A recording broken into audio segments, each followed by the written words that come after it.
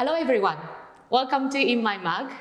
My name is Midori, I'm a National Cup Taster finalist and your coffee friend. And today's episode is an extra special one as we have Lara from Ensambles UK, who is an importer for this beautiful Mexican coffee. Put your kettle on and let's get started. So, welcome to In My Mug. Could you tell me a little bit about yourself and what does Ensambles UK does? Yeah, so my name is Laura, I'm French and I've been working in the coffee industry for about 8 years, mostly between London and Central America. And so I work with Ensambles UK, as you've mentioned, which is the sister company of Ensambles Cafés Mexicanos. So basically it's a Mexican company. Work in Mexico at sourcing and exporting great coffees. We focus on specialty coffee. In Mexico, the specialty niche market is very new. And so what we want to do is to accompany coffee producers in different regions to access this market. And so we set up different infrastructures and teams to achieve that.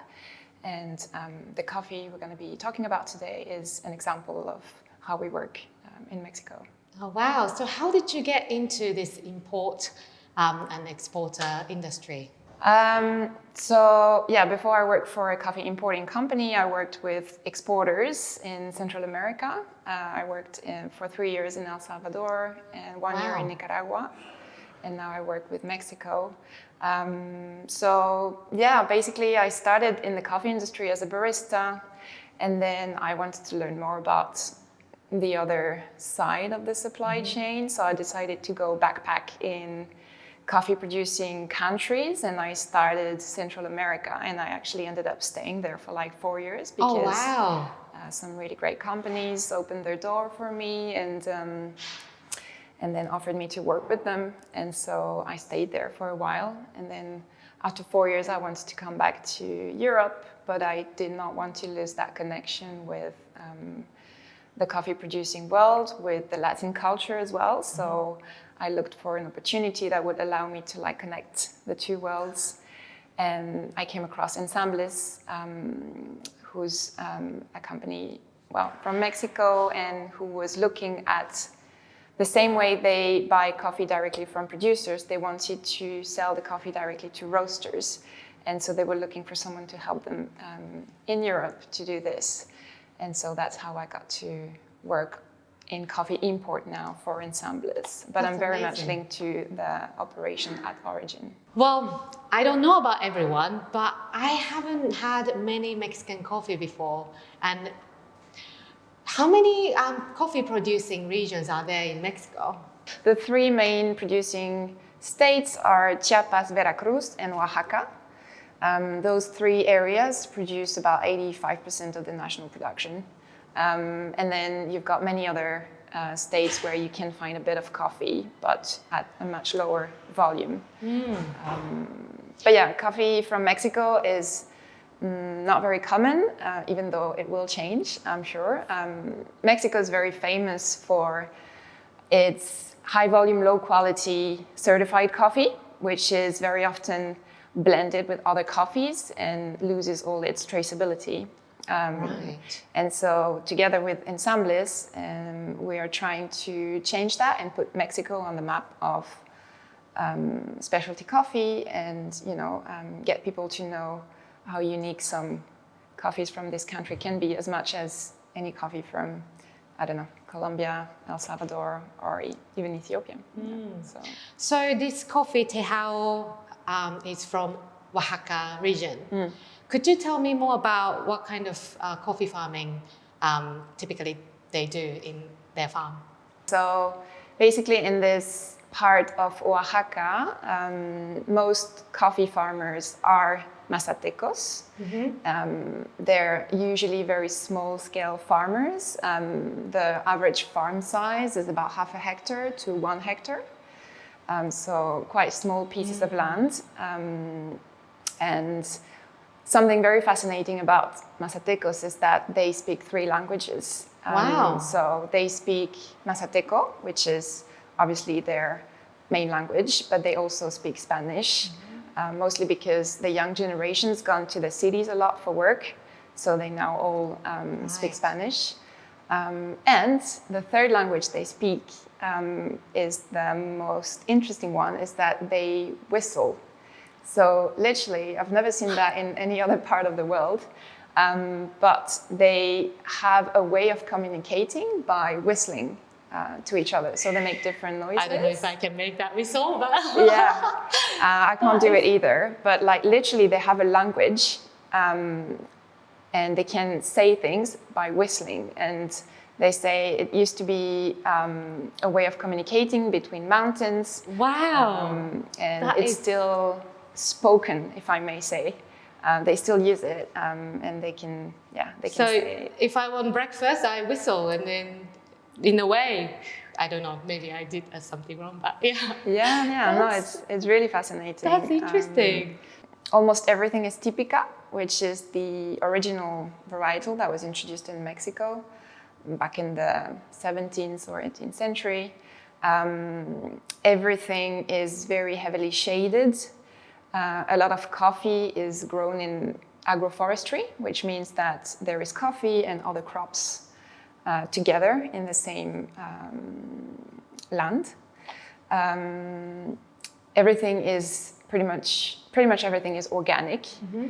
It doesn't mean everything is organic certified, but everything is grown organically, chemical free. Literally, there is very little to no intervention in the farm, apart from manual weeding and picking. So could you tell me more about this particular lot of Tejao, micro lot, please? Is it like a wash process, natural process? So almost all coffee in La Cañada is washed, fully washed. It usually goes through 24 to 48 hour fermentation, dry fermentation, because the climate is really cold. So producers tend to ferment their coffee for quite a long time. Mm-hmm. We've seen up to 3 days sometimes, depending on the climate. So yeah, all the coffees are washed pretty much because of the climate. You mentioned that most of the farms has biodiverse plantation, and also most of them are organic, but it's not certified. But if the farmers are interested in organic farming, like, is there anything they can ask for help or get some support? There isn't much support in Mexico for farmers. I don't know if we're going to get into politics, but basically what the government decided to do now is to give cash away to farmers, which is not really helping the coffee farming community, because basically people just receive money and that's pretty much it. So there is no more any national institute that provides training and knowledge on farming in general. So that's a bit of a shame. So now a lot of producers rely on themselves or on private initiatives to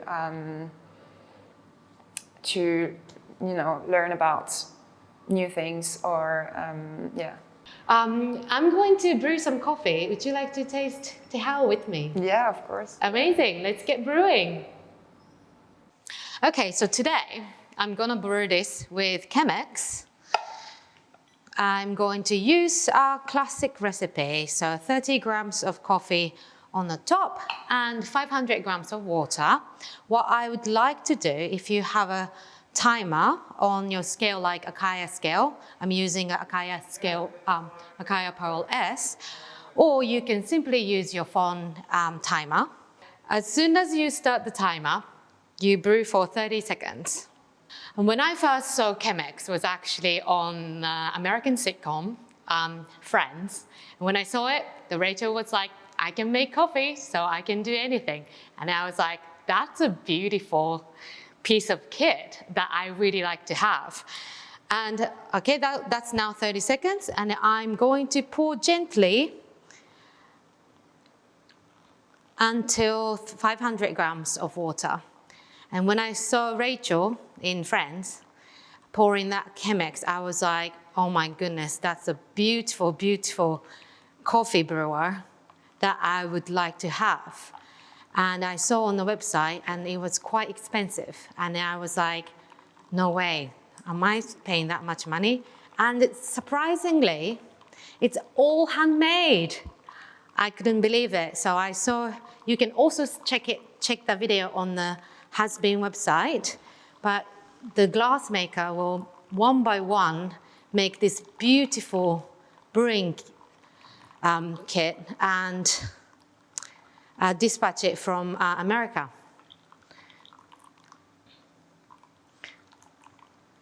So gently making a circular motion on the coffee bed. And I'm using 30 grams of coffee and 500 grams of water. So I'm using this golden ratio, which is per 1,000 milliliter of water, you use 60 grams of coffee. So if you're using 250 grams of water, you use 15 grams of coffee. Now I'm almost there. Don't rush. If you rush it, it might change the coffee flavor. Okay, now it's 500 grams. So, the Chemex is ready. Would you like to taste some? Yeah, thank you. Cheers. Cheers to Mexico. Cheers to Mexico. Wow, it's quite silky texture. Mm-hmm. Yeah, it's very sweet coffee. It's got many layers, I think. Get a bit of fruits. Mm-hmm. I can taste a bit of peachy and then maybe aftertaste of raspberry kind of flavor. Mm-hmm. And the acidity as well is it's very sparkling, it's very clean. Mm-hmm. So yeah, it's a good example of the profile that you find in La Mazateca. So I brewed with Chemex this time, but what kind of brewing method do you like to taste this delicious coffee? Well, Chemex is a good brewing method for this coffee especially because it highlights the cleanliness of it and the acidity. So yeah, I'd recommend Chemex. But then, I mean, the way I brew coffee mostly, because I travel quite a lot, so often I don't travel with a Chemex in my suitcase. So I would just like replicate kind of like a cupping session. So I'd just like grind coffee fresh, put it in a cup, pour hot water on top, let it sit, skim out the crema and drink.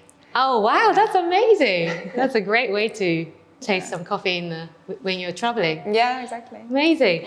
So, how do you brew this beautiful coffee at home? Please tell me and leave in the comment below. And make sure to like, subscribe, and hit the bell icon so you're not going to miss any episode in the future.